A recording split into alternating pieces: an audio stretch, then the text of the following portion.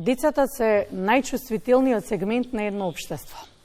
Иднината на едно здраво општество се гради врз создавањето на здрави идни генерации. Се разбира, процесот на создавање на идни здрави генерации никогаш не бил процес кој што се одвил со леснотија, секогаш имало потешкоти, но најважно е тоа како го прецепираме, односно како го третираме одреден проблем во одреден дел од развојот кој што се јавува.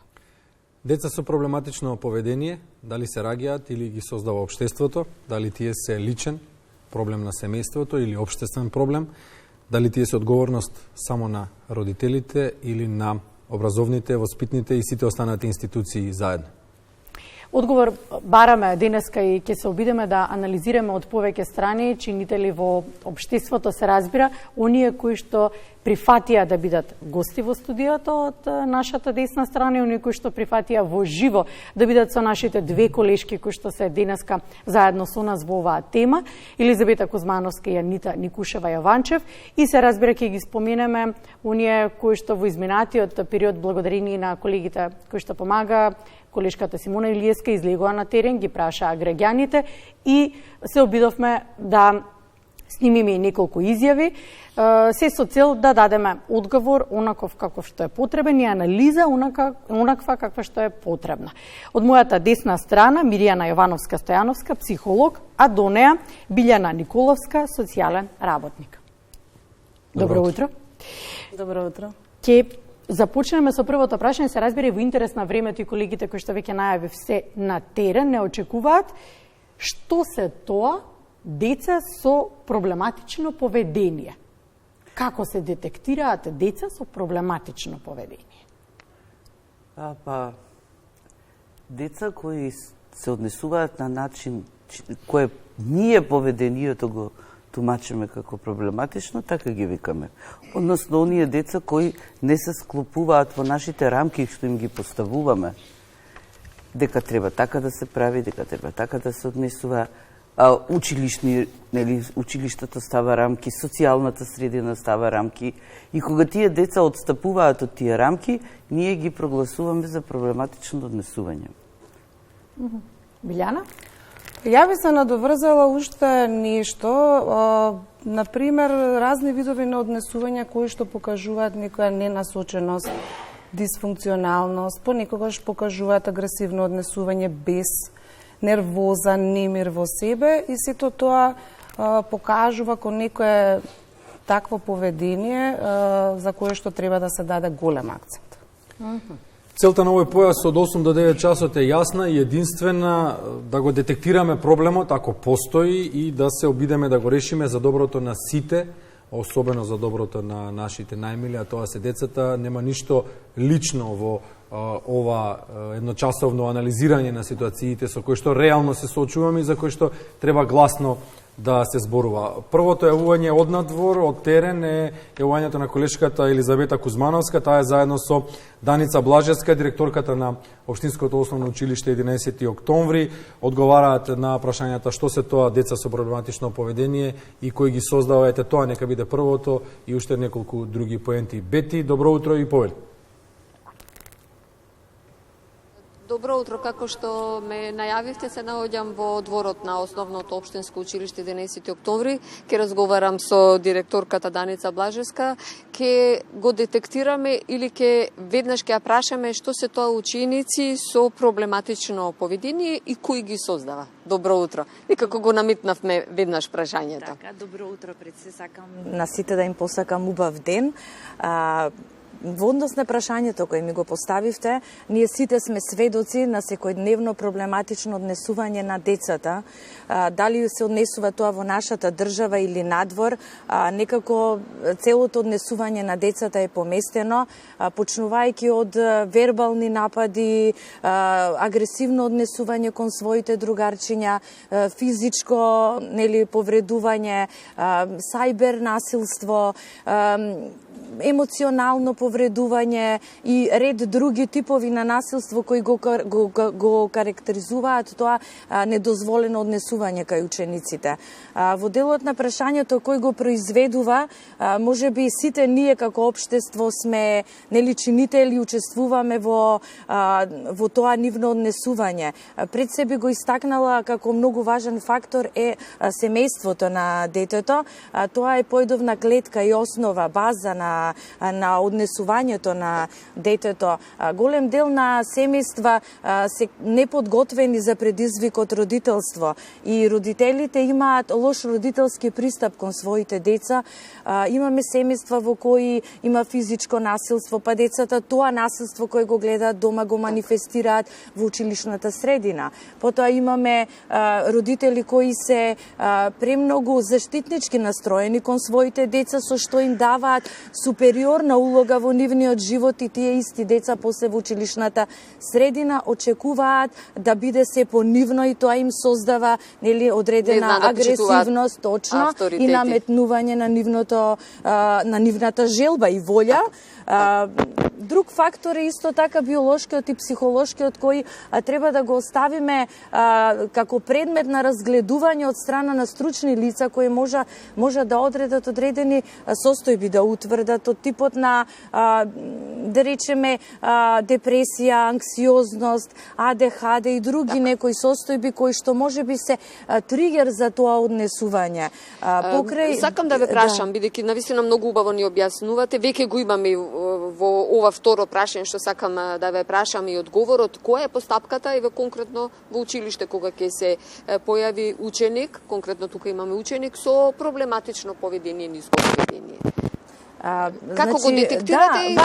Прво, во однос на првото прашање, само сакам да дополнам дека многу важен фактор е и општеството. Ние секојдневно сме сведоци на насилство, еве тргнувајќи од ние како возрастни во секојдневното функционирање, нема ден да помине без да забележиме некое насилство или да се изврши врз нас, или ние, не сакајќи, несвесно да го направиме, па макар и да е тоа вербално. Кога ќе забележиме во однос на второто прашање, таков тип на однесување кај учениците, прво нешто што се прави, се мобилизира стручната служба, која во нашето училиште брои два стручни соработници, тоа се педагог и психолог, што се релативно малку за ваков тип на институции во кои се третираат голем број на ученици. Тие се мобилизираат и првично се прават разговори со родителите, се посматра, односно се следи однесувањето на ученикот во различни средини, почнувајќи во училишна средина, во домот, во игри со соучениците, се со цел да се детектира каде е проблемот. Многу е лесно кога ќе имаме успешна приказна, кога имаме некој однесување кое еднаш или два пати се појавило и после интервенција на училишните служби, стручните служби, тоа се елиминира и тука се завршува целата приказна, но за да биде успешна приказната, многу важен фактор е учеството на родителот и неговата вклученост. Родителите мора да бидат на чисто со податокот дека ние сме партнери во целиот тој процес и ниту еден просветен работник и ниту една училишна институција нема намера да атакува некој дете или да го стави на пиедесталот како највиновен за се. Но треба да бидеме партнерски, заеднички, здружени и да ги решаваме проблемите. Кога ќе бидете партнерски, заеднички, здружени, соработката со институциите, односно на училиштата со институциите, кога на пример не може да се реши. Така, има ситуации, како што кажав, кога однесувањето се повторува и е интензивирано, во тој случај училиштето веќе се обраќа до одредени институции кои што се стручни по одредена област, ќе направат сеопфатна анализа на однесувањето на децата и ќе се открие факторот и чинителот за неговото однесување. Но морам да потенцирам дека нечесто се случува причината да биде една. Може да има склоп на повеќе фактори кои го провоцираат тоа однесување. Значи, кога ќе се дојде до еден фактор, како причина не треба да се запри. Треба да се направи целосната анализа за да дојдеме до конечен заклучок, да се создаде една стратегија, да се направи тим за поддршка на ученикот, кој интензивно ќе работи со ученикот и кога ќе имаме подобрување на истиот ученик и на неговото однесување, и понатака треба мониторинг да се прави и евалуација на неговото однесување, со вршење на проценка со стандардизирани тестови кои ќе ја утврдат неговата емоционална и психолошка состојба и можеби ќе треба да се направат корекции во постапките кои понатака треба да се преземаат во однос на тој ученик. Навистина, покрај тоа што сте директор на Општинско основно училиште, педагог, навистина една убава слика и убаво ни објаснивте која е постапката, како се детектира, како треба да биде соработката со семејството, со родителот, како една клетка, како една основна клетка во поведението, кога кажуваме дека ученик има ниско поведение. Ви благодарам за учеството во утринската програма. Ви благодарам на поканата и посакувам што е можно помалку да имаме вакви ситуации, се со цел да имаме едно здраво општество и здрава младина. Ви благодарам уште еднаш. Имајте убав ден. Студио. За да има што помалку вакви ситуации, за да имаме здраво општество, треба да работиме сите заедно. Тоа е целта на оваа денешна ќе ја наречеме дебата во рамките на емисијата Македонија наутро, меѓу 8 и 9 часот зборуваме за децата со проблематично поведение, дали постојат, но дали се раѓаат или дали ние како општество ги создаваме. Продолжуваме понатаму. Да, продолжуваме. Миријана Јовановска Стојановска, психолог, и Билјана Николовска, социјален работник. Кој ги создава децата со проблематично поведение? Ние. Многу мал процент на деца може се раѓаат со неспособност да изградат права структура на личност. И ние им даваме, викаме психопати или воопшто некој што го нема тој социјален развиен момент кој ќе биде совест, кој ќе биде воспитувач, односно внатрешниот глас кој ќе ги држи сите наши импулси под контрола. Поголемиот дел на деца кои ние ги нарекуваме деца со проблематично однесување, сме ги создале ние, општеството, сите ние заедно. Со сето тоа што го правиме, начинот на кој што се однесуваме, како функционира општеството, тоа влие на нивните родители или на оние што ги одгледуваат. Тие си дошле од своите претходни животи заедно, носејќи си товари, па нешто донеле, сигурно не со намера, значи ова да се создаде проблематично дете, ама последицата е тоа. Билјана, нека не биде проблематично дете, нека биде дете со проблематично поведение, да не ги жигосуваме децата, многу е болно. Па и дете со проблематично поведение, ние кажуваме што ние гледаме дека има проблем. Не го прашуваме детето како оно гледа дека ние имаме проблем. Секогаш двонасочна е улицата, секогаш. Да, денеска се обидуваме да анализираме, да дадеме одговор и гласно да говориме за еден општествен проблем. Никако не е ова лична приказна, туку е општествена приказна. Кога можеме да го идентификуваме, Билјана, детето со проблематично поведение? Јас би рекла луѓето кои што се влезани во предучилишниот процес и се стручни на таа тема, може да го идентификуваат уште многу рано, уште од над 3-та, 4-та година на развојот на детето. Како би можело тоа да се увиди во социјална средина, затоа што веднаш се гледа дете кое што одстапува во своето однесување и навистина во последниве години, си дозволувам да се кажам, затоа што има многу долго работно искуство пред се во детска градинка 20 години, и многу е зголемено ова неубаво однесување кај таа помала популација, да речам, и сега во денешно време се одразува во училиштата и би сакала еден така поголем апел до сите родители. Се надоврзувам на вашето прашање дека да, семејството е една средина која што е многу важна за да направи една селекција на ово однесување, меѓутоа и сите установи кои што се должни да се загрижени. Мирјана, слободно надополнувајте. Да. Да. Знаете како, тоа добро што сте одвоиле 1 час за ова, мислам дека е малце, ама доволно барем да ги спомниме некои битни работи. И да сплотиме повеќе сектори во општеството. Затоа што ова, ако речиме дека ние, како општество, со сето тоа влијание, сме тие што ги продуцираме децата кои имаат, за чие однесување ние велиме дека е проблематично, составено од многу најразлични сегменти, би требало да целиот систем, или би го нарекла системска грешка е, како е сето тоа организирано околу децата. Еве, колешката спомна дека, значи, ние уште рано во детството можеме да детектираме кога некое дете има проблем. Значи, нашата, како ние ќе го диагностицираме тој проблем, од каде потекнува, кога ќе одредиме од каде потекнува, ние тогаш ќе одредиме мерки. Што можеме ние да направиме за да тој проблем се смени или се намали или било што на некој начин да го модифицираме. Ако е тоа дете така родено, значи си носи нешто во себе си, функционално, биолошки или било како, значи постојат начини како се тоа се третира.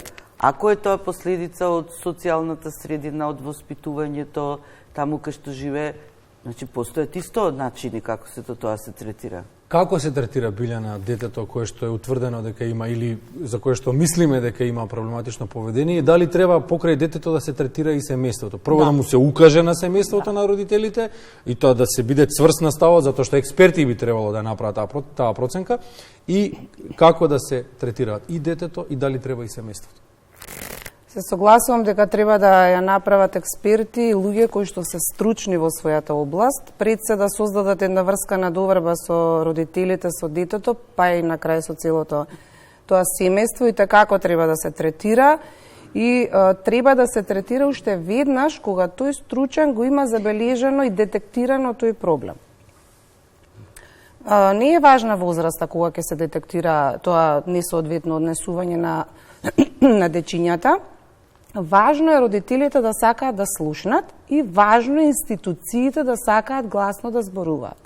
Се едно нешто кое што ќе се заташка низ текот на растот и развојот кај детето, доколку се зголемува тоа несоодветно однесување, проблематично однесување, носи во нова развојна фаза, каде што се зголемува тој процент на тоа однесување.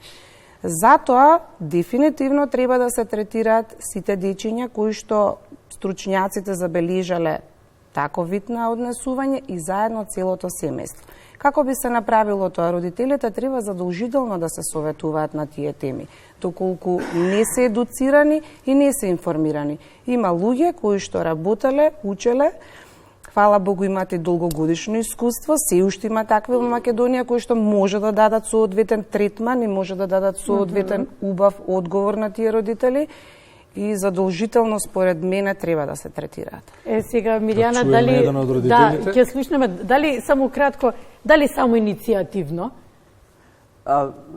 родителите сакаат да зборуваат и се консултираат со вас? Некогаш уште веднаш што Моника примета дека нешто се случува. Или доколку им укаже социјален работник, некој од училиште, од градинка. Да, сакаат и дел од нив не прифаќаат. Дел од нив им треба да се упатат, ама како и да реагираат родителите, значи тоа треба да биде еден ланец од служби кои сите заедничко ќе се работуваат и ќе им помогнат на родителите да ја прифатат состојбата и да прифатат дека нешто, дали во нивното семејство нешто се случува или се случува нешто со детето. Како и да е, прифаќањето и информирањето за состојбата е првиот чекор како можеме понатака да ја решаваме. Сега, родители кон родители треба да бидеме најдобро, треба да се разбереме и треба да си бидеме меѓусебна поддршка. Се надевам дека ќе почнеме да живееме во едно општество кога нема да ја бараме перфекцијата едни кај други, да се надпреваруваме, туку ќе се поддржиме едни со други. Совет на родители. од Основното општинско училиште, Лазо Ангеловски, од Советот на родители приставник Зафир Дели Уланов. Со него разговаравме, имаме телефонска изјава, кој е, да речеме, започнавме со тоа, која е улогата на Советот на родители, кој пред се е дел од Советот на родители и колку Советот на родители може да помогне кога се создал одреден вид на проблем во училиштето, во детектирање, а потоа и во третманот. Законската улога на Советот е да поттикнува диалог и соработка. Тоа, за жал, нема никакви извршни механизми со кои што би можело да реагира нешто во тој процес, туку единствената улога е тоа да ги слушне мислењата и предложите на родителите. Истите тие предлози треба да ги пренесе кај раководството на училиштето, кое што понатаму заедно во соработка со Советот работат на решавање на дадениот проблем. Советот, покрај другите мерки кои што ги има на располагање, една од главните мерки со кои што ние се обидуваме да ги решиме проблемите се оние работилници со деца и со родителите кои што се проблематични, и поточно гледаме да ги споиме и да го решиме проблемот внатре кај нас во куќата. Конкретно за некои дадени проблеми сме успеале да ги решиме внатре со службите, меѓутоа кога веќе ќе видиме дека не можеме да ги решиме внатре со службите, ние како Совет исто така даваме мислење дека можеби би требало да отидеме на некој повисока инстанција да се реши проблемот. На секојата на Совет, меѓу другото, ние нормално како и во секој училиште има деца со проблематично поведение. Во скоро време еден пример само ќе ви наведам, членка на Советот е родителот, таа на сопствена иницијатива отиде во социјалните служби со цел да си помогне на своето дете. Станува збор за дете кое што нема ментални предизвици, поточно станува збор за апсолутно здраво дете и апсолутно без ментални попречености, меѓутоа со проблеми при совладување на материјалот. Во службите е одлучено дека тоа дете треба да посетува настава со асистент и по уклучување на асистентот во образовниот процес на тоа дете има одлични резултати во совладување на материјалот. Значи, ќе повторам, можеби и ние како општество до сега ги стигматизираме тие служби, нели кога ќе кажеме социјални служби, тоа сето звучи така страшно. Меѓутоа, јас и во досегашното искуство што го имам со Советот, гледам дека секогаш кога се уклучиле службите во решавање на некој проблем, тој проблем бил многу побрзо и многу побезболно отклонен. Така да, повторно ќе спомнам, никој тука не зборува дека ние имаме нерешлив проблем. Ние зборуваме дека треба можеби да го промениме пристапот кон тој проблем. Да, во студиото продолжуваме Мирјана Јовановска-Становска, психолог, и Билјана Николовска, социјален работник. Чија одговорност се децата со проблематично поведение? Кој треба да ги мониторира? Дома родителите, а во училиште треба да тие службите кои работат во училиштето, или ако веќе имаме вака еден проблем кој ги надминува сите, или е сложен проблемот, тогаш можеби би требало да постои некоја институција, комисија, составена и од психолози, и од социјални работници, и од педагози, и од лекари, психијатри. Значи, сите оние кои би требале да бидат вклучен во еден процес и да ги надгледуваат случаите како сето тоа се одвива, да даваат препораки, да упатуваат каде е потребно да се работи. Зашто ние ако имаме едно дете од 3-4 години кога првпат ќе видиме дека нешто во неговото однесување не влегува во рамкиве што ги поставуваме, значи имаме доволно време да реагираме, да работиме, додека тоа дете дојде до училиште и додека почне да се развива и да оди само на улица, да излегува со другарите. Значи, имаме доволно време да решаваме нешто, да видиме, како што реков, прво да видиме каде е проблемот, потоа да можеме да видиме каков третман можеме да дадеме. Да, често пати, ако утврдиме било каков, значи да е проблемот, ги вклучуваме родителите заради тоа што родителите се тие што се како најголемиот авторитет на децата прво дека нивното однесување, начинот на кој што они се однесуваат кон детето, како они внатре емоционално се чувствуваат, како го преживуваат проблемот, детето детектира се. А со тоа што го мониторираме детето, го мониторираме и целото семејство? Секако, обсервација прво се врши на детето, доколку детето е вклучено во некоја предучилишна установа основно образование, затоа што нели предучилишното е незадолжително, но веќе во основното образование, доколку прв пат се појавува во таа социјална средина, службите може да детектираат. Да, семејството исто така, кога ќе го вклучиме во тоа, веднаш се забележува што првиот момент доколку стручњакот има искуство во каква семејна средина расне тоа детенце и дали треба да се третираат сите заедно.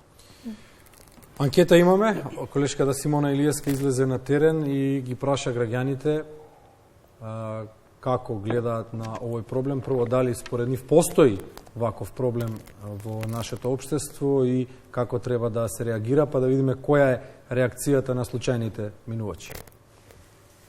Постојат ли деца со проблематично поведение? Да, постојат. Зависи средината во која живеат и родителите дома и околината. Мислите дека се прифатени од општеството? Па не се баш прифатени. По моје мислење дека не се. Тоа дома проводим совет на децата и со нив да работат поише наставниците, тоа е. Како се прифатени таквите деца од општеството? Од општеството се добро прифатени, мислам. Не верувам дека се прифатени. Што да кажа, самото образование е запоставено тотално. Домашко воспитание, култура не постои више. Како треба тоа да се решава според вас? Ништо нема да ви одговорам, пошто имаме во семејството, така да многу е тажно, ништо нема да ви одговорам. А како општеството ги прифаќа? Не ги прифаќа радо. Видовме повеќе ставови, видовме различни мислења, видовме и емоции кај граѓаните кои што одговараа на ова прашање, беа претежно средовечни луѓе и повозрасни. Оние кои што го почувствувале и она минатото време, со кое што знаеме и ние што сме малку повозрасни, нели? Како треба заедницата, ова е прашање за двете, и за Мирјана Јовановска, Стојановска, психолог, и за Билјана Николовска, социјален работник, како треба заедницата, Билјана, еве прво вие, да се однесува кон децата со проблематично поведение? Многу отворено, треба да бидат прифатени, треба искрено да се говори, многу повеќе од сега, затоа што секое дете и секој човек пред се е своја индивидуа и мислам дека задолжително треба многу пошироко да се говори на оваа тема и заедницата треба да ги прифати едноставно, тоа доаѓа од внатре. Треба да се создаде еден таков ланец кон сите субјекти вклучени во овој процес, да можеме некако да се отвараме кон оваа тема и што повеќе да се едуцираме за да можеме да помогнеме, дали на родителите, дали на овие дечиња, па пред се и на самата заедница, доколку имаме можности како луѓе, мислам дека секој може да даде придонес. Мирјана, ако нешто се игнорира или треба да се елиминира, или треба да се чека тоа да ескалира, што е подобро? Дали да го третираме, да го прифатиме, да работиме на случајот или? Да, еве вие одговоривте. Значи, што и да е, ние треба да бидеме тука затоа што ќе ни донесе... Тоа е наше пред се. Па, нешто ние сме создале, сме направиле. Може прво ќе се прашаме што грешиме ние. Зошто вака? Зошто детево се развива на овој начин? Зошто одговорите кои ги дава детето кон средината се агресивни и се проблематични. Затоа што нели сите ние имаме стресори наоколу и нашата реакција на тој стресор е стресот. Детево на тие стресори околу него, а и во него, неговите емоции, начинот на кој се справува со тоа внатре што му е, на неговите дилеми, на она како комуницира со другите, значи дошол до ситуација да агресивно одговара на сето тоа. Зошто? Зошто никој не му дал подобри алатки како да се справи со она што се случува во него и во животот негов. Кај се тие тука околу него луѓето кои треба да се погрижат малце? Затоа што ја не мислам во ниеден случај дека вакви дигања на многу галами околу децата кои предизвикале некој проблем, покажале некоја однесување, што ние го цениме за проблематично, а со тоа што ќе се преместува од школи во школи, од едната во другата, со тоа што ќе се активира советот на родители, па не знам кој, па едниве деца го некер, па другите го... Мислам дека тука никакво решение на проблемот. Тоа не е големата грешка, масата не смее да пресудува, мора стручњаците и експертите да се одработат својата задача. Ама и нема задача. што масата, мислам, ја разбирам, ние сите сакаме и ја не сум сакала кога сум имала деца во школа, или еве сега имам внука, знаете да биде изложена на постојани напади, не знам, физичка, некое насилство или било како. Ама, нели, службите, како што реков, ако ние од малечки гледаме дека таму има некој проблем, треба да реагираме. Повторно прстот кон институциите ќе го педиме. Верувам дека така ќе го завршиме разговорот, а претходно кој го дава примерот на децата? Ги споминавме нели тоа што гледаат, кој го дава примерот? За жал во денешно време социјалните мрежи го имаат главниот збор, како ние се изразуваме на социјалните мрежи, каков став споделуваме со јавноста, си ги бираме ли вистинските зборови во вистинско време, знаеме ли да ги кажеме? Со комуникологот Бојан Кордалов разговаравме на темата. Мислам дека, барем од комуникацијски аспект, клучното прашање е како комуницираме со децата и како не само дома, туку општеството и образовните институции генерално ги третира самите деца и индивидуи. Клучното прашање е всушност колку посветуваме како образование или како општество или како институции внимание на потребите на децата или пак многу повеќе се вложуваме во она што се нарекува наши проблеми, наши потреби или потреби кои што можеби на последно место ги ставаат потребите на самите деца. Така што ако прво дадеме одговор на овие прашања, можеме да дојдеме до можеби поконкретните прашања, но исто така би кажал и дека навистина многу е важно да посочиме дека поретко говориме за вакви случаи кои што не треба да дојдат до тука доколку институциите во соработка со сите засегнати страни соработуваат и наоѓаат брзо решение, а многу почесто говориме за позитивни примери во општеството и во училиштата кои што за жал не го гледаат светлото на денот, најчесто заради политичките и другите општествени теми кои што ги засенуваат. Социјалните медиуми се или виновникот или доносителот на позитивни информации и вести, а со самото влијание врз децата и врз младите, бидејќи мораме секогаш да се посетуваме дека тие се празен простор, кој што го пополнуваме сите ние, секој од нас. И ако шириме позитивни информации, нешто што служи за мрежување, за споделување на добри вести, ако шириме позитивни пракси преку социјалните медиуми, такво нешто ќе се врати кај нас и ќе се врати кај самите деца. Воспротивно, ако го правиме она што често сведочиме, тоа е дискриминација, говор на омраза, истурање на секојдневните наши лични или пошироки проблеми кои што ги чувствуваме, особено користејќи навредливи фрази, изрази, постојано грижејќи се како повеќе да наштетиме на другите, отколку да направиме социјалните медиуми да бидат средина која што е позитивна за сите, на овој начин ќе се враќа. Па не постои нешто полошо од комуникацијски аспект, од она кога отфрлате, дискриминирате и дополнително покажувате со прст, и тоа го правите јавно. Нема полошо ниту за единката, ниту за семејствата, ниту за целото општество. И тоа е нешто кое што за жал нашиот менталитет или нашиот начин на функционирање понатаму го прави. И тоа е резултат на подброједен непостапување на институциите во многу случаи, кои што се однесуваат и на децата, меѓутоа и на други луѓе кои што покажувале општествено проблематичен карактер. Тоа е резултат на непостапувањето на институциите да го средиме општеството од почеток до крај. И на крајот на лиштата тоа е резултат на она што се нарекува неводење грижа за нашата заедница едни со други. Да, неколку пати го вперуваме прстот во институциите ги споменуваме и во студио, сега и Бојан Кордалов повторно на крајот од разговорот заклучокот беше дека одговорот е кај институциите. А многу е тешко да се дојде до институциите. Многу е тешко и ние се обидовме, подготвувајќи оваа емисија, се обидовме, на вистина беше многу тешко. Додека ги чекаме институциите да се организираат и така натаму, да заземат еден општ став, дотогаш заедницата како треба да се вклучи заедницата да помогне во третманот на децата со проблематично поведение. Миријана, може прво вие. Што разбирате вие под заедницата? Мислам? Заедницата... Сите ние, општеството. Сите ние кои што постојаме. Сите се институциите или само граѓаните? Само граѓаните. Аха. Па може би повеќе... Така наречената територијална одбрана што беше порано во поранешната држава, да. Може би со многу повеќе толеранција и разбирање. Пред тоа, за да можеме да толерираме и разбираме, треба да биме добро информирани. Значи, треба да се информираме, да знаеме што се случува околу нас, да градиме кон нас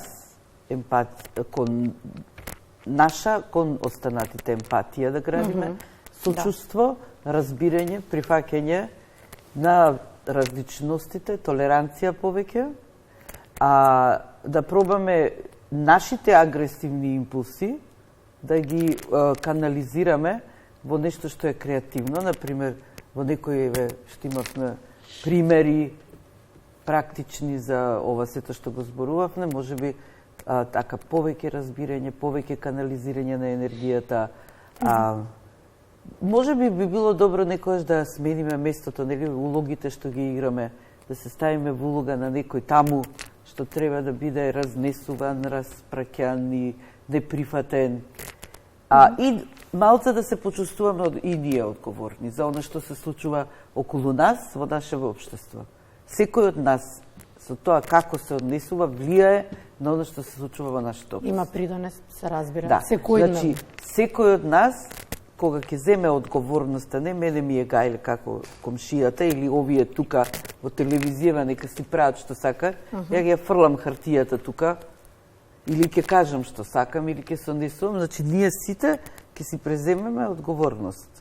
Јас би дала еден зачин вака на Неиза, баш за ова што го говори, дека сите ние, вклучени во заедницата, како индивидуи, треба да ги почитуваме пред се човечките вредности, да гаиме кон тоа, за да можеме да формираме сето тоа што го кажа психологот и пред се да се почитуваме сите како индивидуи, за да можеме после тоа да ги почитуваме и другите. Тоа да го внесуваме во младите генерации и да почитуваме по возраст, едноставно да се развива повторното единство што некогаш постоело. Зашто не е битно дека ние треба тоа да им го кажеме директно на младиве. Доволно е да гледаат и да чувствуваат. Затоа што некогаш тоа повеќе зборува.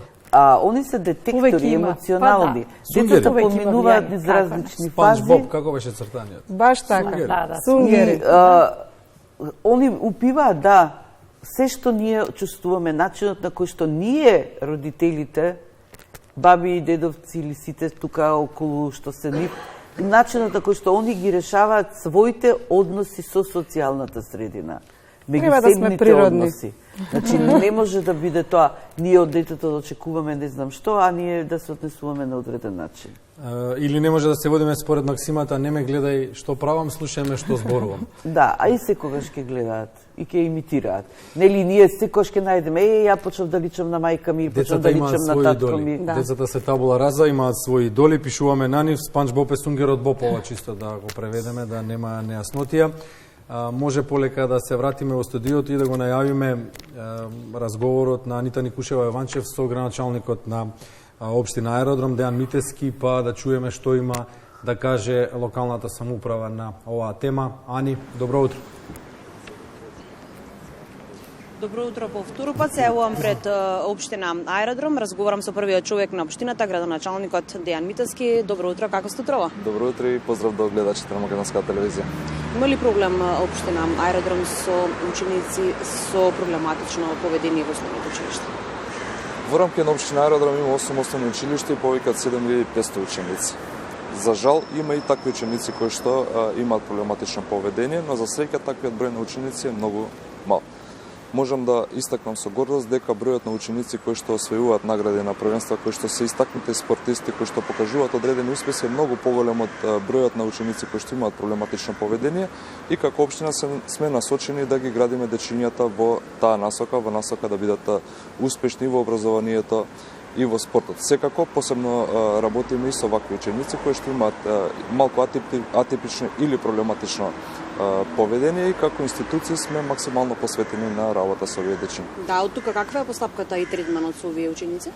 Согласно процедурите на Министерството за образование и наука, училиштата каде што учениците се запишани се должни да спроведат постапка и одредени чекори да ги преземат со цел подобрување на поведението на овие ученици, доколку не успеат стручните служби во рамки на училиштето, се спроведува процедура да се побара помош од другите надлежни институции заеднички да се работи на подобрување на поведението. Има ли општината соработка со државните институции кога станува збор за вакви ученици? Да, апсолутно, и таа соработка се покаже и во со неодамнешниот случај кој што беше познат во јавност. Имаме одлична соработка и со Министерството за образование и наука и со Министерството за социјална политика, демографија и млади, Центарот за социјални работи, Бирото за развој на образование, Државниот просветен инспекторат и сите вклучени институции кои што се должни и чие што внимание е неопходно се со цел постапување во вакви ситуации. Вакви проблеми имало и има. Многу е битно да институциите реагираат на време и правилно. Треба ли поголема превенција, кампањи, соработка со основните училишта, учениците, затоа што споменавте и вие, ова не е само еден случај, имало и во минатото, има за жал и во иднина. Мора да се соочуваме и да се справуваме со овие проблеми. Така, како општина не сакаме да ги ставаме овие проблеми под тепих, туку активно да работиме се со цел искоренување на истите.